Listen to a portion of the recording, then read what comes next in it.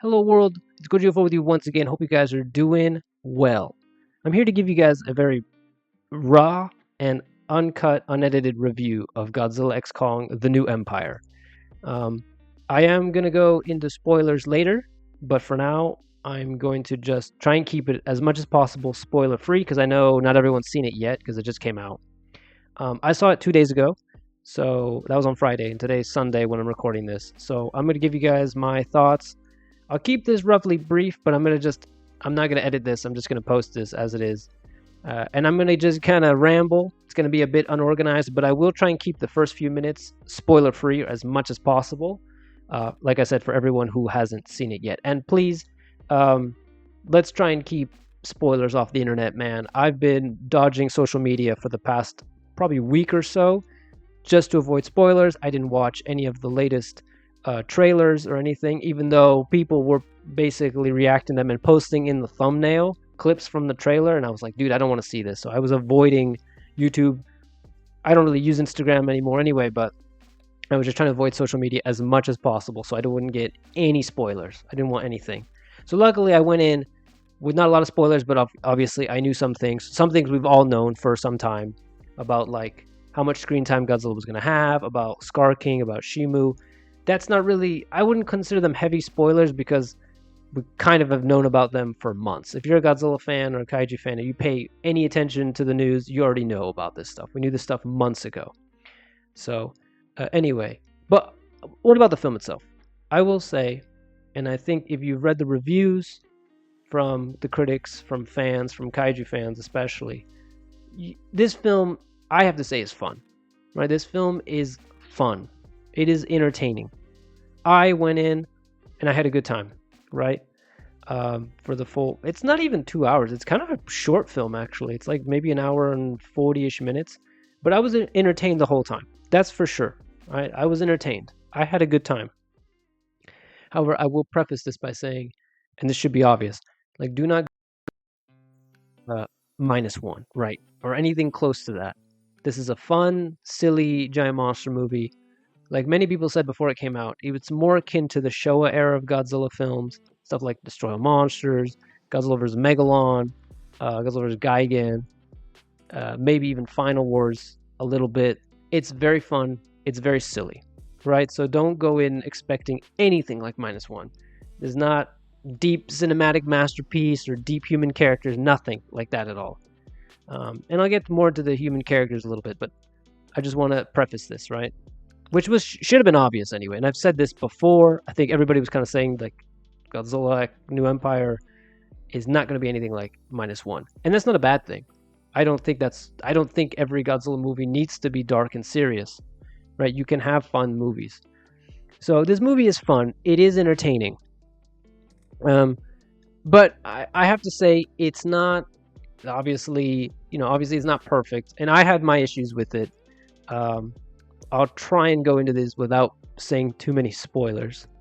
But as for the tone of the film, I think this is where, like, obviously I said the film is fun, but I think, and I kind of like speaking to other people, I've kind of gotten a similar vibe. Like the film is a lot of fun, but it does feel almost like, especially in the comedy, like it weighs a little too much on the comedy, especially with the human characters. That felt like, honestly, it went too far. Like the film, there were comedic moments, quote unquote, that honestly weren't really that funny, and were just kind of like, why are we wasting time with this? Let's kind of get back to the monsters. So yes, like there's a lot of comedy in this movie. It doesn't always land, and it doesn't really feel necessary. Like you could have just cut some of that out. And in general, the tone of the film, like I said, it's fun, but there's almost like a point where like it's kind of it stops being fun and just kind of becomes dumb, and it's like this movie is, it's a bit childish. And again, maybe that's what it is. This film was made for a younger audience, so maybe I'm just getting kind of too old for this or something. And this film definitely feels a little younger audience, that just is looking for mindless entertainment. And again, that's fine. You can have fun with that. But it's a bit like, after a while, I was a bit like, okay, the comedy especially, I think there were moments that between the human characters that they were trying to do comedic relief, and it wasn't really landing, um, in my opinion. And I think the film is a little too dumb, in my opinion. Again, it's not a bad thing, but it's just like, whatever. Like it can be fun and entertaining, but it's after a while like, okay, this is almost a little too dumb, a little too childish. Um, but yeah, that's kind of my main gripes with the film. And again, I don't know how much I can really say without getting into spoilers. So I think I'm gonna get into spoilers now. Uh, so if you don't want to know more about the film, go see it for yourself. I think you'll have fun, but it's not perfect, right? It has its problems. The visual effects are cool. I will say that the visual effects are really cool. Um, but that's all I can really say without getting into spoilers. So from now on, I'm going into spoilers, just so you know. So let's get into it. Let's get into spoilers, right? So I can talk about this more thoroughly. So this is it. Last warning. Spoilers starting now. Okay, so and perfect. I'm about to talk about the Scar King and the villain. Okay, so in my opinion, I really felt like the Scar King was a bit underwhelming, and so was Shimo, however you say them. Um, and we kind of, I mean, it's not unexpected because the first time we saw Scar King, we're like, how is this guy going to be a threat? Now, don't get me wrong, Shimu is incredibly powerful. And it's not so much the way Scar King is that's underwhelming to some extent, but it's like his appearance and his screen time is almost just like we spend like half the movie, almost it feels like, for Kong to find the Scar King, and then he shows up, and then his final assault doesn't start really till like the last 20 minutes of, and, um, and then he brings like his army. But like I felt like the whole film was trying to build him up, but he wasn't really there. There wasn't like any scenes with him until he shows up. Like, the teaser trailer in April showed us the Scar King sitting on the throne. You don't see anything of him until like halfway through the movie. Like, so that was kind of disappointing because I was expecting like maybe some scenes of the Scar King hidden in the shadows, watching what's happening. Maybe he's like preparing his assault. There's no tease of the Scar King at all, pretty much. I don't remember at all. Up until Kong finds him.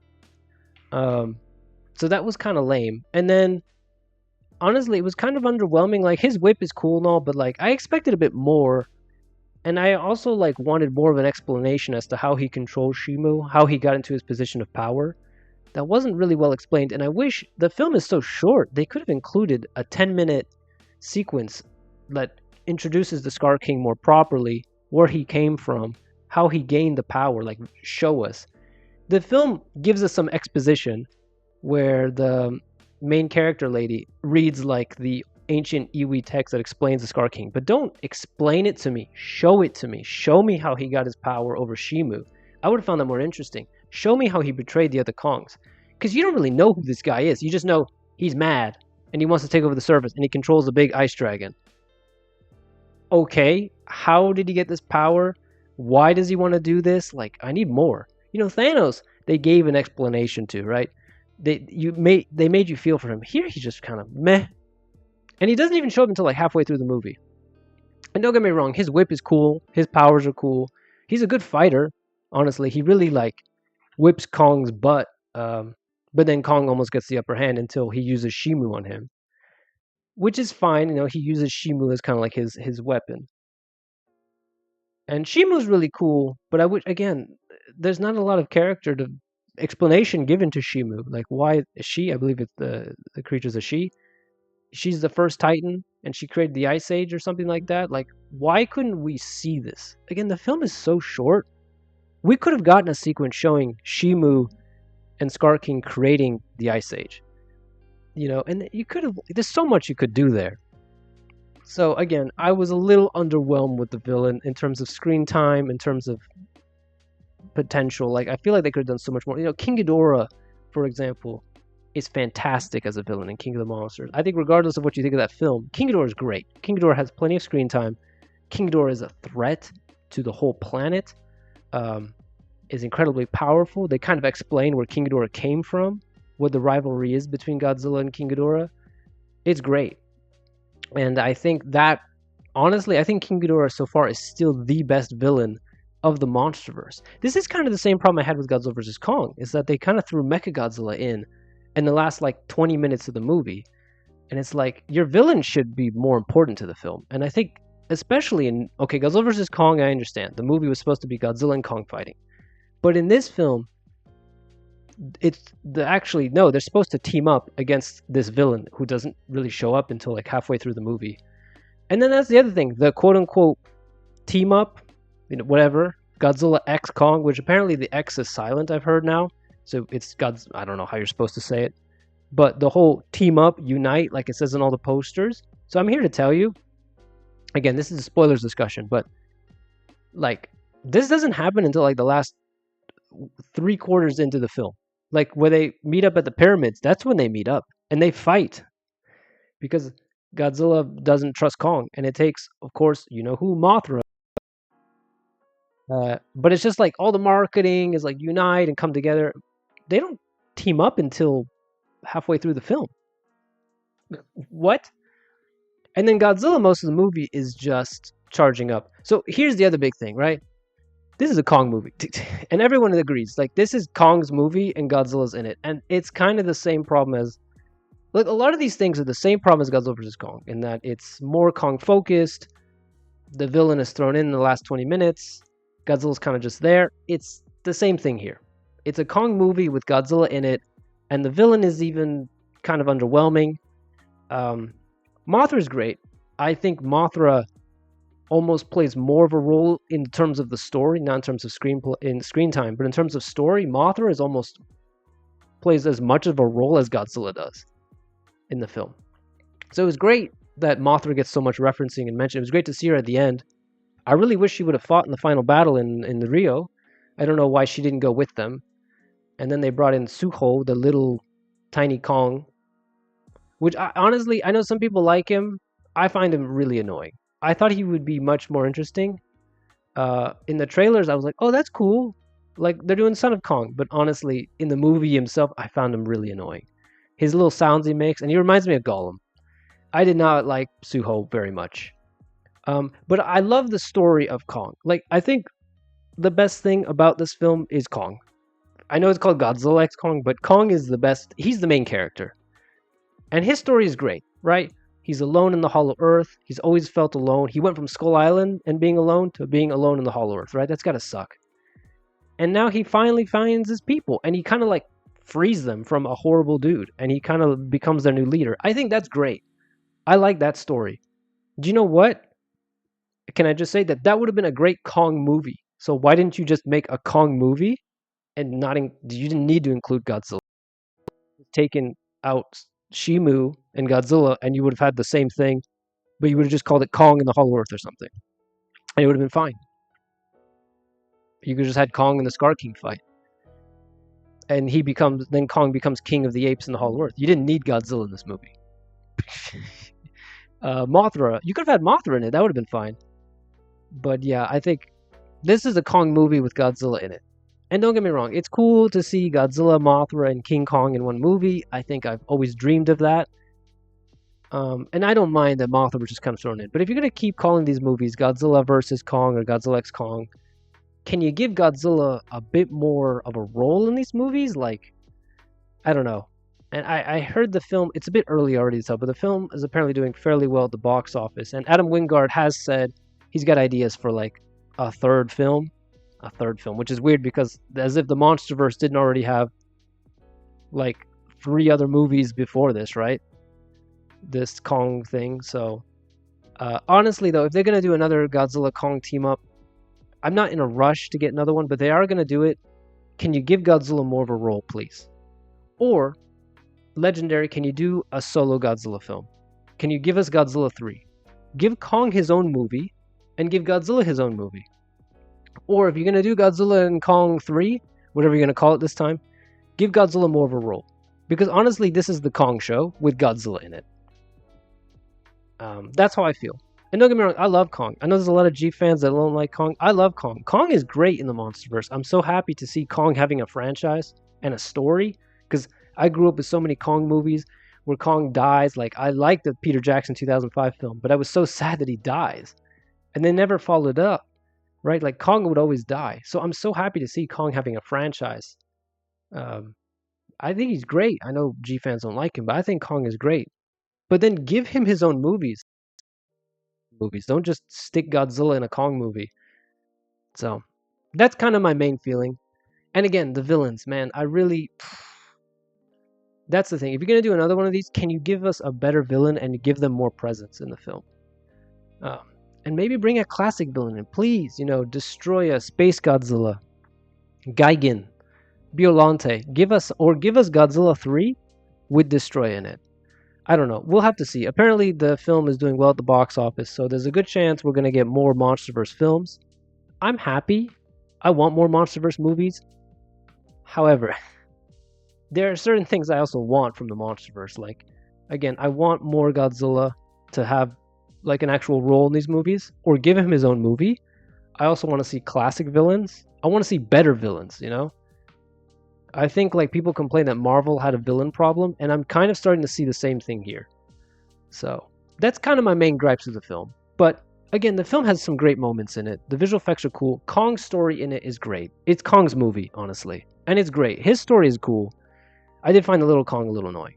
And some of the comedy between the characters, especially like Bernie and Trapper, was so unnecessary. Like, it's kind of like you could have cut these scenes out.